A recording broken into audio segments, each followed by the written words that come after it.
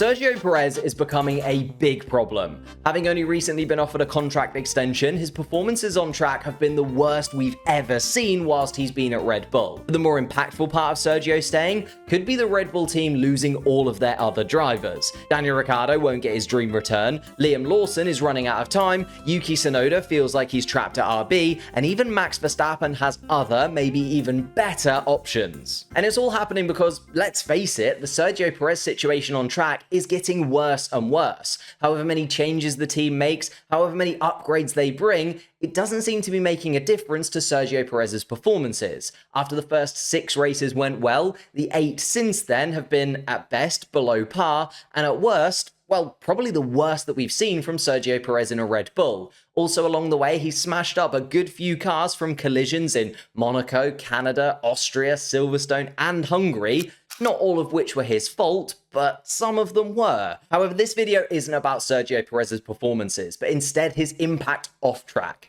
I want to look at how, if Red Bull do decide to keep Sergio Perez, which at the moment is their plan, they confirmed on Monday that he will be sticking with the team post the summer break, how he might actually end up being the only driver Red Bull have left in 2026 because of the impact his seat not being available has on all the other Red Bull drivers and the long-term ambitions of Max Verstappen. Let's start off with the man who is currently in a Red Bull seat but is out of contract at the end of the season. It's definitely not been the fairy tale return to the Red Bull Racing program that Daniel Ricciardo was hoping for a year ago when he replaced Nick de Vries. He, and I think most Formula One fans, saw this as an opportunity for him to earn his spot alongside Max Verstappen once again. Ricciardo made it clear that he wanted to finish his Formula One career within the Red Bull family. I think he envisaged that at the top team rather than the sister team. However, after missing 5 races last year through injury and having a very peaky start to the 2024 season with a few absolutely insane drives in and among some pretty poor ones, I don't think he or Red Bull are really satisfied with his performances.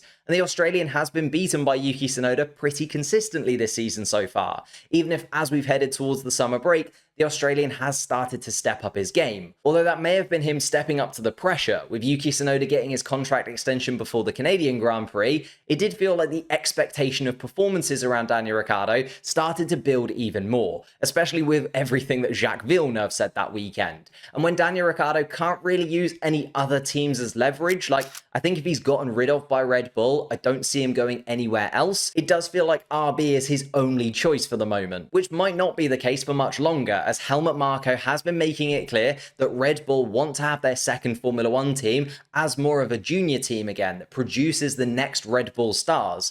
Daniel Ricciardo isn't exactly a Formula One junior at this point, and I can't see Visa and Cash App wanting 2 rookies in the team or anything like that, but Yuki Tsunoda can be seen as a pretty experienced driver at this point. Ricciardo is again in limbo between contender for a Red Bull Racing seat and losing his place on the grid entirely. If Sergio Perez stays, I think Ricciardo has to go because they do have Isaac Hadjar leading the Formula 2 Championship and the more pressing issue of Liam Lawson to deal with as well. Because the Red Bull team don't actually have that long to decide on how they want Liam Lawson's future to play out. Although Liam Lawson is under contract with Red Bull right now as their reserve driver, his contract does allow him to start talking to other teams about 2025 in September, just after the summer break. And considering this year's silly season has been so silly that Mercedes, Alpine, and Sauber still technically have seats available for next year, there are a lot of options still open for Lawson, and a couple of teams that should definitely be in discussions with him. Most notably, Audi have already made contact with Liam Lawson and are very interested. And you can understand why. He keeps proving himself to be a competent and, most importantly, fast Formula One driver. We got to see him in a run of 5 races last season, in which he proved himself to be very quick, even with minimal preparation. The highlight of that being the Singapore weekend, where he was faster than both Red Bulls in qualifying and scored points during that race in an AlphaTauri car that wasn't great last year. More recently, Lawson drove Red Bull's 2024 car in a filming day test at Silverstone between the British and Hungarian Grand Prix weekends, where they could get a direct comparison between Lawson, Perez, and Verstappen, as well as taking part in an RB test before the official summer break. All the murmurs coming out since that test have been that Liam Lawson's pace, specifically in Silverstone, was very good, and within touching distance of Max Verstappen's lap times the weekend before the test. So it's clear to see that Liam Lawson is doing everything that he needs needs to show that he is ready for a full-time Formula One drive, and whichever team does get Lawson is getting a driver that has a really high starting point, and you would only expect him to improve as he gains experience. If Red Bull don't get Liam Lawson into a seat soon, they could easily lose out on him. It gives me very similar vibes to what happened with Alpine and Piastri. If Red Bull wait too long, he will get a seat somewhere else. In fact, he's so highly rated, there's even been talk of him skipping RB completely and going straight in alongside Verstappen in the main team. Something that Yuki Tsunoda was pretty confused by. You can understand why, considering after the bumpy start to his Formula One career, how Yuki Tsunoda has gone on to be one of the standout performers from the midfield of the Formula One grid. When he was asked about rumours linking Liam Lawson to Red Bull ahead of him, he rightly, in my opinion, said it would be weird. As I said before, Liam looks set to be a good Formula One driver. But given Tsunoda's performances this season, he's already proved that he is a good Formula One driver. To be overlooked for a less experienced driver like Lawson when there's a vacancy at the senior team you've already been driving for years now would be weird.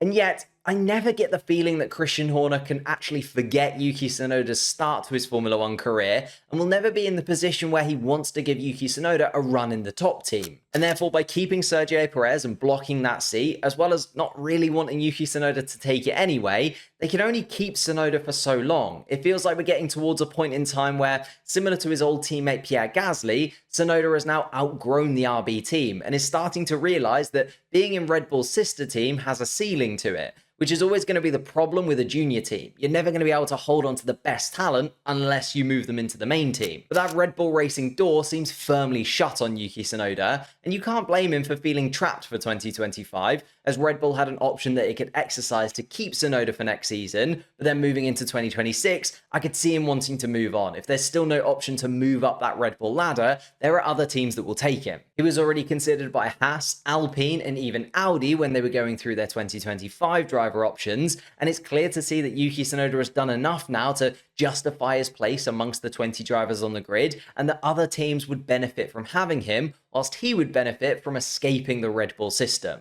I'm sure that there'll be a few teams looking at him for 2026. Of course, that Honda-Aston Martin connection is always going to be the one that's talked about because Yuki Tsunoda's only in F1 because of Honda in the first place. And talking of 2026, let's delve into the big one, because as much as Max Verstappen leaving Red Bull, the team that has made him a multiple world champion, the team that he's broken records with, and the team that still has the fastest car right now might seem crazy, it might also not be. Of course, the previous three in Ricciardo, Lawson, and Tsunoda are much more impacted by Sergio Perez staying directly because they're trying to take his seat.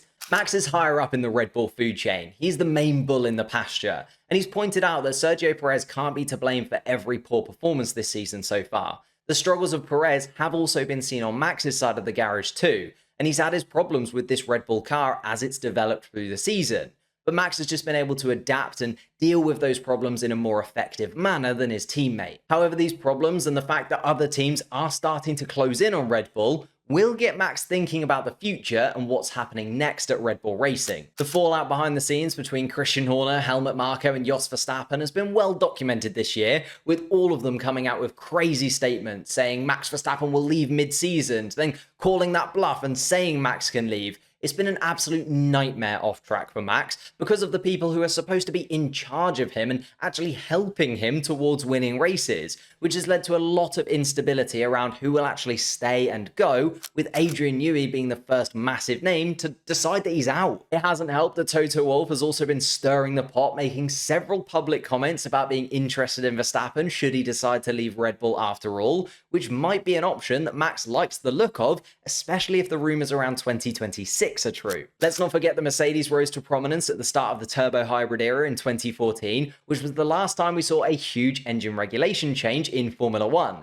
and they went on to dominate with the majority of teams choosing Mercedes engines over the other options. A major engine reset in 2026 could be exactly the opportunity that they're looking for to jump the rest of the grid again, especially because Red Bull is losing its connection to Honda at the end of 2025, and they're trying to build their own engine for 2026, something that they have never done before. And to be honest, the majority of the news that's coming from those in the know is that Red Bull are finding it much harder to make an engine than they first thought, even with the help of Ford. I think all of those things bubbling away under the surface is what leads to Max having outbursts like he did at the race in Hungary. Don't get me wrong, Max Verstappen being frustrated when things aren't going well is nothing new. He's always been vocal, and even when winning, he and Lambiase often have spats over the radio. I think that's just how they like to talk to each other. But the way that he spoke about it after the race had me feeling that maybe he's questioning if the whole team is still operating at the level he expects. You have to remember that the only thing Max Verstappen likes doing is driving.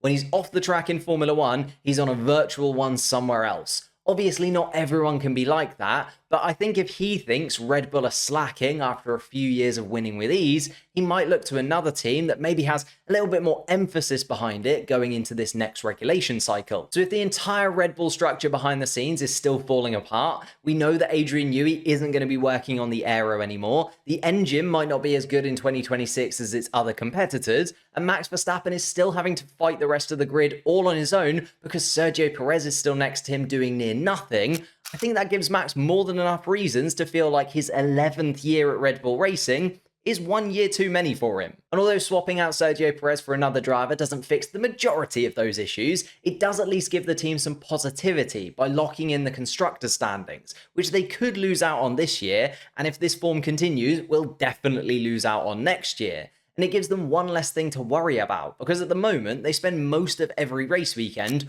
worrying about the Mexican's performances and trying to justify his place within the team. Despite being at the top of the championships at the moment, the long-term driver prospects at Red Bull are looking incredibly shaky. Their decision around Sergio Perez could be the catalyst for them to be in a position where, come 2026, he's the only driver they have left. And he's probably the worst of them out on track right now. Daniel Ricciardo might not hang around on the dream of returning to Red Bull Racing that doesn't ever seem like it's going to come true. Liam Lawson and Yuki Tsunoda might have signed elsewhere after being shunned by the Red Bull Racing team, and Max Verstappen could move to their rivals in search of more wins and championships. Sergio Perez is a huge problem, not just on track, but off of it too. And the man who I thought would be the perfect replacement for Sergio Perez has just signed for Williams. I go through my 4 reasons why I think Carlos Sainz chose Williams over every other team on the grid in this video here. So click that link and I'll see you over there.